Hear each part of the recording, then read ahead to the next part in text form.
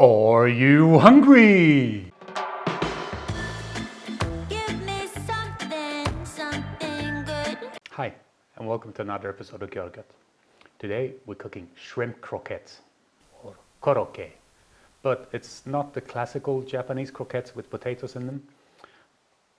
This is more based on kind of a bechamel that you then deep fat fry. Well, you cool it, form it, bread it, and then deep fat fry it.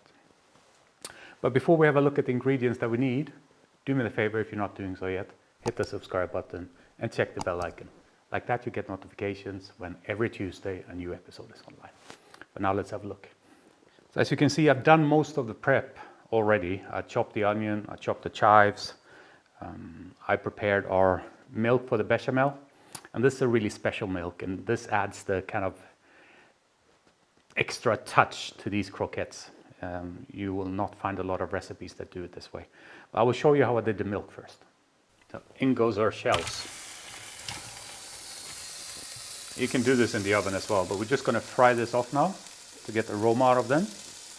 And then we add the milk to this and let the milk kind of take all the nice seafood tastes out of this. And we basically just keep moving these around until they're nicely roasted on all sides.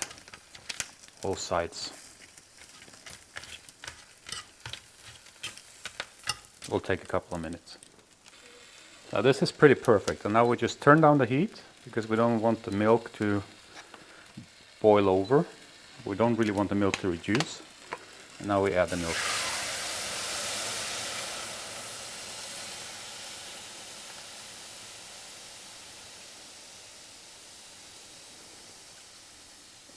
So I've pretty much turned off the stove now, and we're just going to let this infuse. So this is ready. It's been standing for about 5 minutes, and now we just need to strain it, and then we have our perfect milk for the croquettes. And now using that milk for the bechamel, it's just going to pack this with so much more flavor. Except for the milk, we have our shrimp. These are black tiger prawns. They came with head and shell, and that was what I used for the milk. We have our onion, some shallots, 100 grams of butter, 100 grams of flour. That goes to the 1 liter of milk that we have, and that's the kind of classical proportions for bechamel. But what we need to do first, before we can move over there, is we need to chop up the shrimp a bit so that it's more manageable pieces. So that's basically the only prep we need to do before we can start cooking. So all I'm doing, as you see, I cleaned them already, but we just cut them down the middle. And then we make pieces. I don't want them too small. I want it still to kind of have a bite when you eat it, so that you can tell that there's shrimp in there. I'm kind of angling it back and forth on the thicker side. So that's perfect. I'll do that to the rest of your shrimp. So we're done with our shrimp. Now, and if you followed me for a while, you know that I normally show all the ingredients, but I didn't do that. I forgot to show the ingredients that you need for the breading, and that's egg, flour, and panko. So get egg, flour, and panko. But as always, the ingredients are down here in the description, so you can always check there. But now let's move over there and let's start frying. So let's start with a little bit of neutral oil. Now we put our onions in here.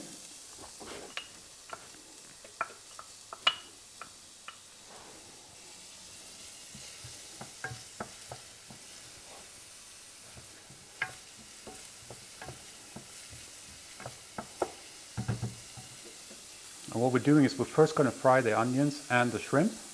Then we take that out, and then we make the bechamel in there. And then we put the onions and the shrimp back. And before we cool it down, we're also going to put in the chives, but that's only when we're done cooking, because we don't want the chives to lose any color. We want it to still be kind of vibrant green. Our onions are ready for the shrimp.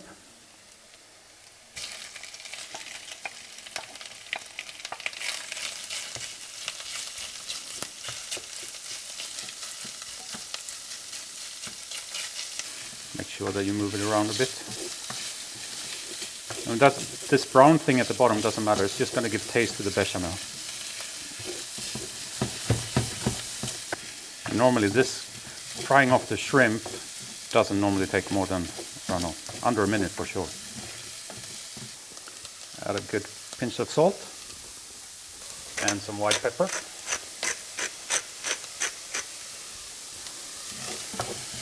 And now we're basically ready. So we put this in a separate bowl now, wipe this just with paper, and then we come back. Now we're back in with our butter.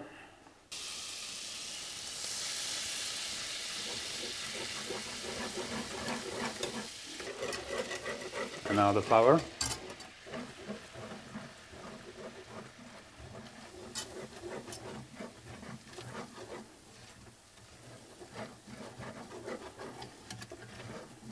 Now we fry this off gently. Now we can add our milk.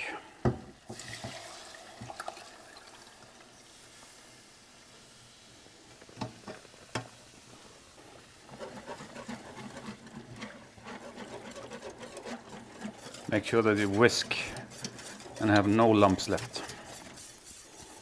Now we can add back our shrimp and our onions.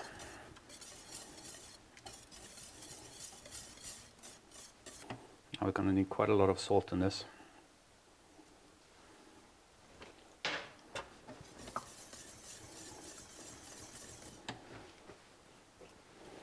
And pepper.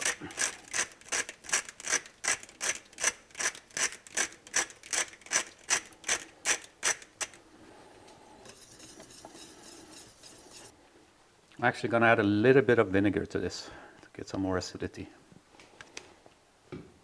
You could obviously work with lemon juice as well. In this case it was malt vinegar because it was the closest I had. Give it a last try. Yeah, that's perfect. So now we'll take this off here and then I'll show you what we need to do with it. So we have our shrimp bechamel ready. And now we need to put it in another container where we'll allow it to cool down.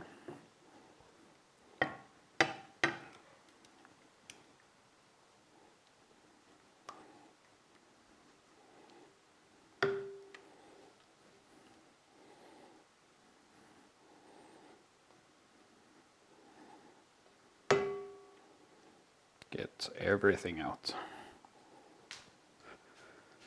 And now we'll just leave this in the fridge, but before we'll add our chives. Just mix these in. And now we need to let this cool completely. So cover it, put it in the freezer, and leave it there for, I don't know, maybe half an hour. You need to check it.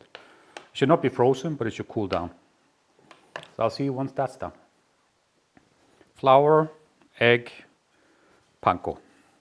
Now, the kind of production line is too wide for the camera on top here.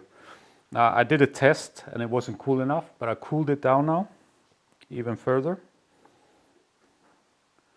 So let's see if we can get this going. Ideally, I think it would even be a little bit cooler than what it is now.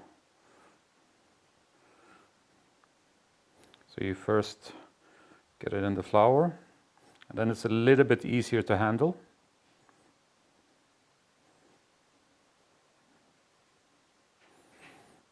As you can see, I did a test there before the camera to see if it was cold enough.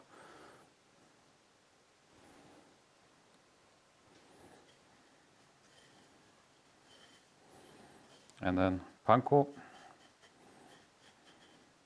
Ideally it would be even a little bit colder than what it is now, but I don't really have time to wait any longer.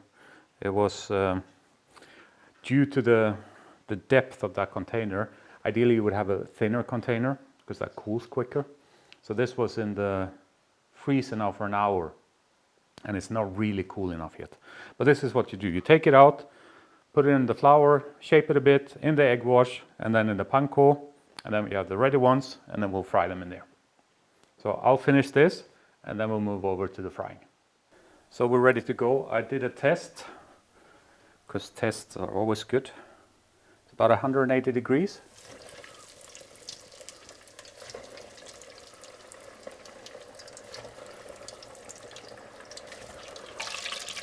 A nice golden color.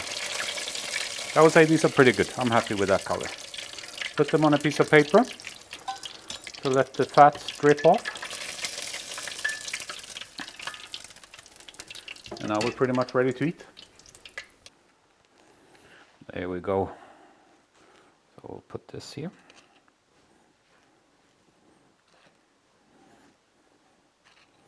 It's okay that they're not perfect in shape, you know. After all, they're homemade. And they're gonna taste fantastic. Now, obviously, whatever you prefer as dipping you can use. I've had these with like a cocktail sauce, which is quite nice. With some kind of mayonnaise is nice, but this is my favorite. A nice tonkatsu sauce. So we'll just put that over. It's a little bit like the karepan I made probably half a year ago. Put the link to it here. That's also fantastic. So that's all we're doing today. If you stuck with me this far, there must have been something you enjoyed about this episode. So do me the favor, hit that thumbs up button. I'm doing this for you, you know, it's 35 degrees outside, I'm sweating. Well, obviously I love to cook as well, so that's part of it. But I'm also doing it for you and I hope you enjoy it. So hit the thumbs up. But now, let's give this a try. So, let's see if we can dig into this without burning our mouths off.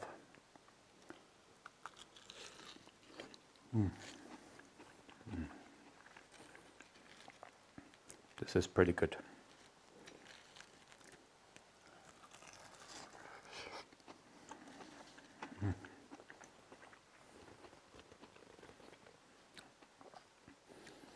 It's for sure packed with shrimp flavor, and it's really worth doing that trick with the milk.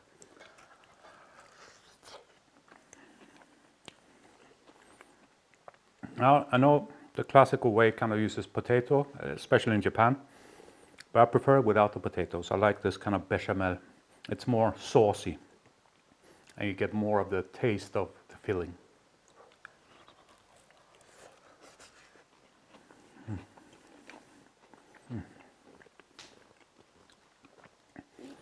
And I think it goes amazingly well with the tonkatsu sauce. But again, feel free to do whatever you enjoy. A cocktail sauce could be really nice as well. I mean, shrimp cocktail is a classic after all, so that will just be a variation of that. But I hope you enjoyed this episode. That's it for today. I'm gonna go have a swim because it's really hot and you see I'm sweating. But I hope you enjoyed the episode. Take care. Until next time. And if you're not doing so yet, subscribe, check the bell icon, and leave a comment. Bye-bye.